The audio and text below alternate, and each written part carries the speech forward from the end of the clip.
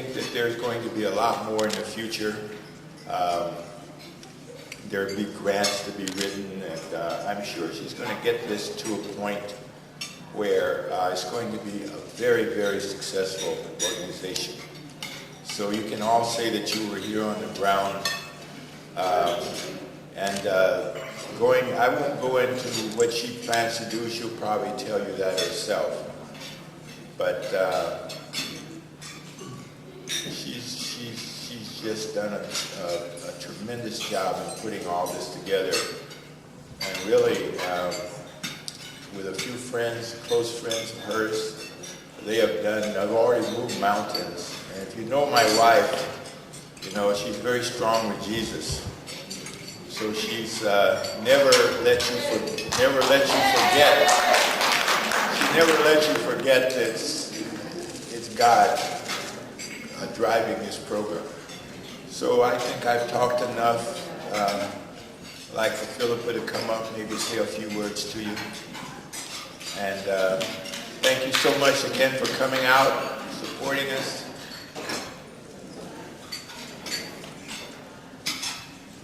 Ladies and gentlemen, Philippa Jacqui.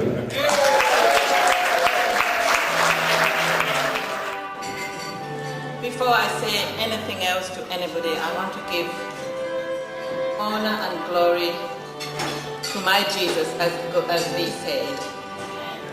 Because without him, none of this could have happened.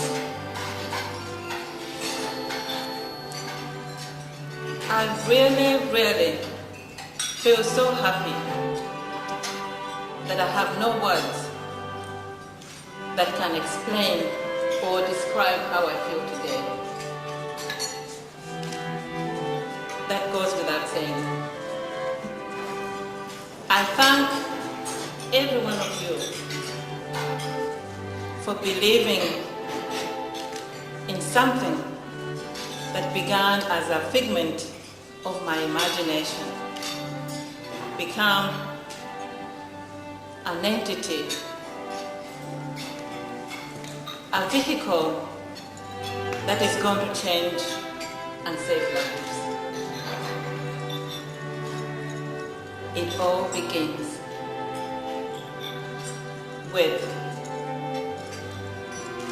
trust in God, soul searching, and finding what it is in you that you can offer to make a difference. And sometimes it takes longer and drastic measures for each one of us to reach that point where you ask yourself, what is it that I can do with my life? When you reach a point where your life is slipping away and then it's handed back to you, it becomes more real to want to make a difference. So, I had written some stuff that I wanted to share with you. But I want to share with you my heart.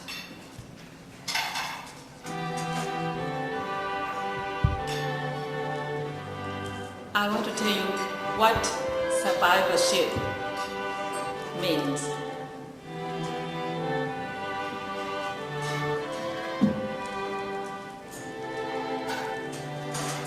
Survivorship is not in years, it's not counted in time.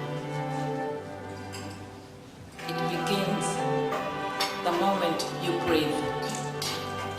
You are all survivors. Remember Ike just yesterday. Survivorship makes you realize that you have an obligation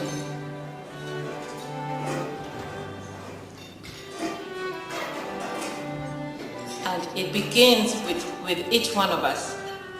In '86, when I carried my sister, in other words, her body home, that's when I started the journey with cancer. Not when she had it. When I carried her body, she was in the luggage, I was in the passenger seat.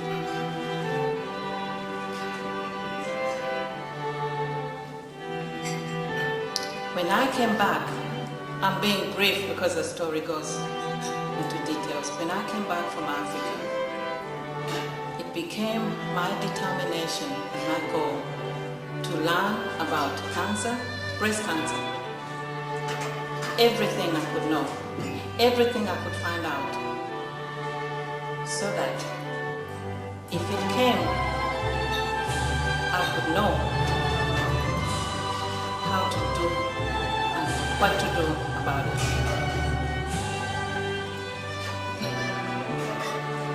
Unbeknownst to me, 94, I was stricken with cancer, breast cancer. Guess what though? I was blessed. MD Anderson was in the backyard. Support groups everywhere. I had an insurance.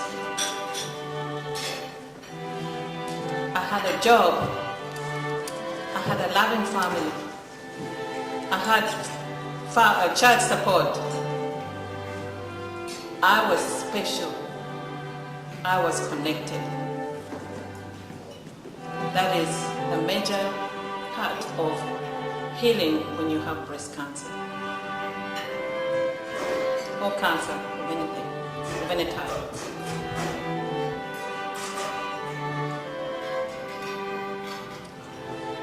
I survived from then on.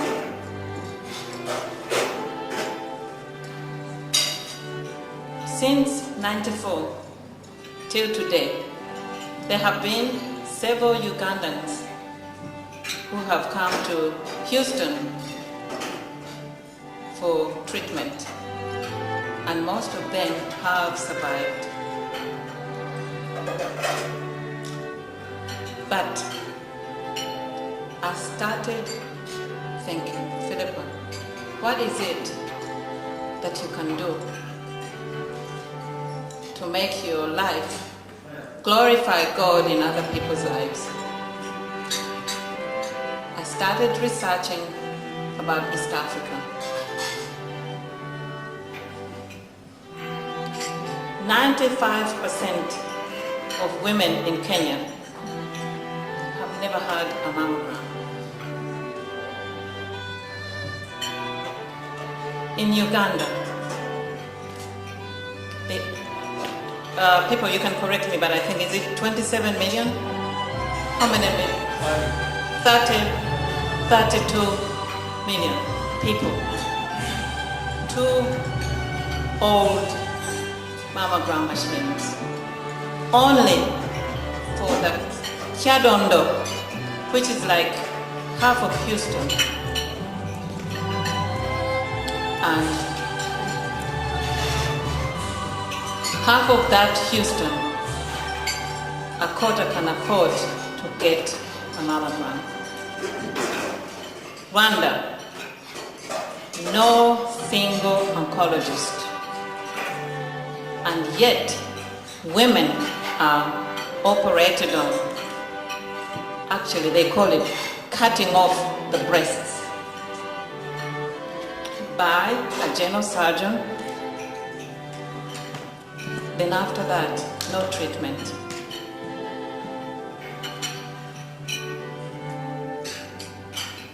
Something has to be done.